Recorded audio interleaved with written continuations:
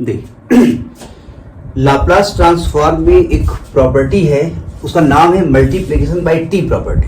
वो नाम ही उसका है multiplication bye T property. T property मतलब चाय वाली टी नहीं, ठीक है।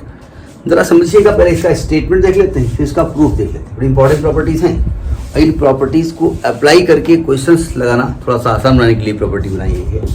इसमें कहा गया इफ अगर मैं मान लूं कि लाप्लास ऑफ एफ टी क्या है, ये एफ एस है।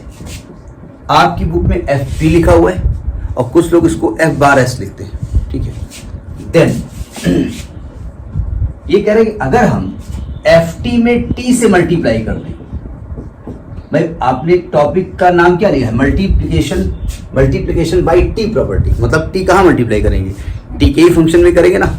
अगर इसको टी से मल्टीप्लाई कर दें, उसका लाप्लास आप निकालना चाहते हैं, तो फॉर्मूला होता है minus D by D S of F S. F S आप जानते हैं क्या होता है और ये आप जानते हैं क्या होता है।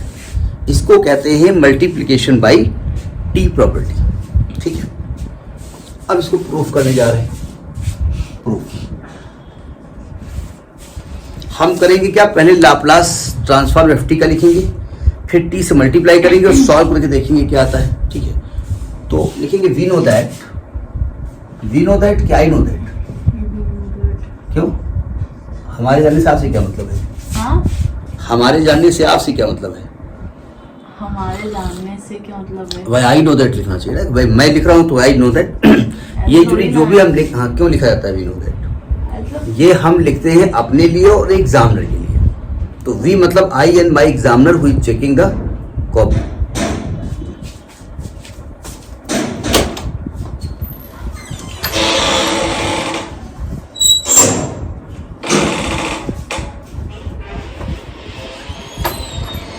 अगर हम जानते हैं यहां पर कि एल ऑफ एफ टी क्या होता है, एल ऑफ एफ टी क्या होता है, तो आप कहेंगे एफ एस होता है, ये आप जानते हैं, ठीक है।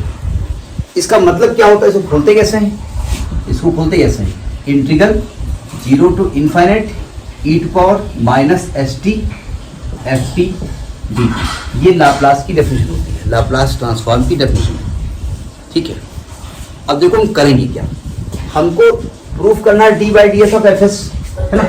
और एफ एस आपको मालूम है, इधर देखिए एफ एस आपको मालूम है, तो मैं इसी को एस के रेस्पेक्ट में डिफरेंशिएट कर देता हूं और ये रिजल्ट अपने आप ये आ जाना चाहिए। मैं इसको लेकर के हम नहीं सॉल्व कर सकते, हमको एफ एस मालूम है, हम इसको डिफरेंशिएट कर देते हैं। नाउ अब हम डी बाई डी एस किसका करने जा रहे हैं, एफ एस का करने जा रहे हैं। तो आप कहेंगे माइनस माइनस बाद में आ जाएगा, लिखा जाएगा। यानी कि मैं डी बाई डी एस किसका करूंगा, एफ एस का मतलब integral 0 to infinity E to power minus S T into F T D T. जरा समझने की कोशिश करो, यहां पर टी के रिस्पेक्ट में आप इंटीग्रेट कर रहे हैं, यानी ये टी का फंक्शन है, टी यहां वेरिएबल है, टी यहां पर वेरिएबल है, लेकिन आप बाहर डिफरेंशिएट एस के रिस्पेक्ट कर रहे हो, तो आप एस को भी वेरिएबल मान रहे हो। तो ये D by D S actually में अगर अंदर जाएगा तो किसको डिफरेंशिएट करेगा, एस को करेगा। भाई नियमतः अगर डी बाई डी एस को अंदर इंटीग्रल के साइन के अंदर घुसेड़ दूं तो ये किसको डिफरेंशिएट करेगा, एस को करेगा। लेकिन यहाँ वेरिएबल टी भी है, तो ऐसे केस में जब ये अंदर जाता है तो ये पार्शियल डेरिवेटिव हो जाता है, ये डी बाई डी एस बन के नहीं जाएगा अंदर।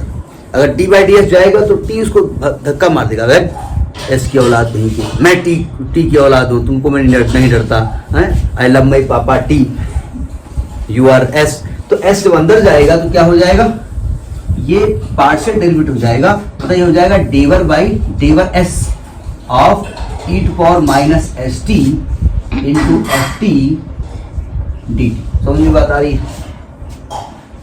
अब प्रॉब्लम डेवर बाई डेवर इसको डिफरेंशिएट करेगा, केवल इसको करेगा ना, डेवर कहते हैं, कुछ लोग डेल कहते हैं, हमने कहा था डेवर होता है इसका।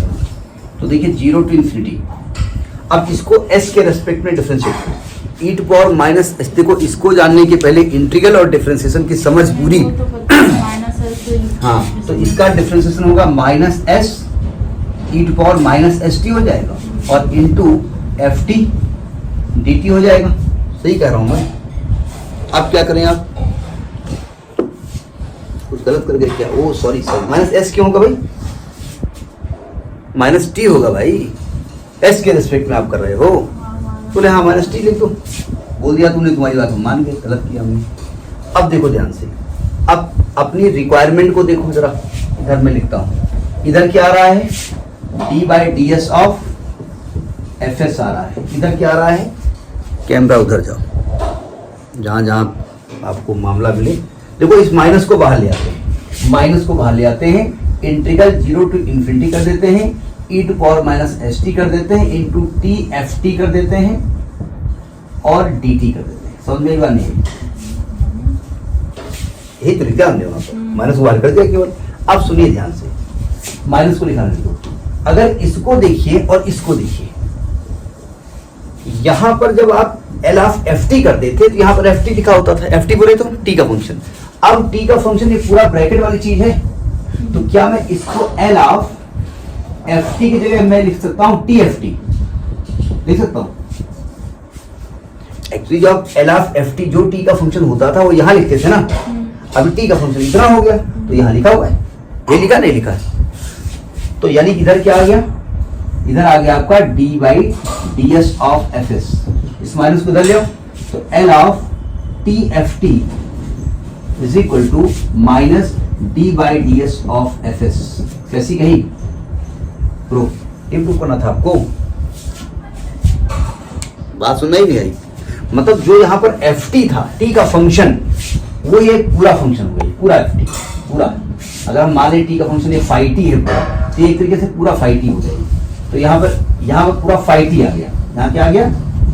फाई टी आ गया, और फाई टी बोले तो टी एफ टी। तो इसलिए बाद में अगले स्टेप में क्या करेंगे? यहाँ पर लिख देंगे आप टी एफ टी। समझ में बात आई? प्रूफ हो गया। इसको कहा जाता है लाप्लास ट्रांसफॉर्म में, इसका टॉपिक का नाम है मल्टीप्लिकेशन बाय टी प्रॉपर्टी, या मल्टीप्लिकेशन बाय टी लॉ, या टी लॉ मतलब चाय लॉ नहीं, टी लॉ, या मल्टीप्लिकेशन बाय टी रूल, जो भी आते हैं उससे कोई मतलब नहीं है। समझ आ गई बात? अब इसके बाद इसके क्वेश्चन डिस्कस किए जाएंगे, ठीक है।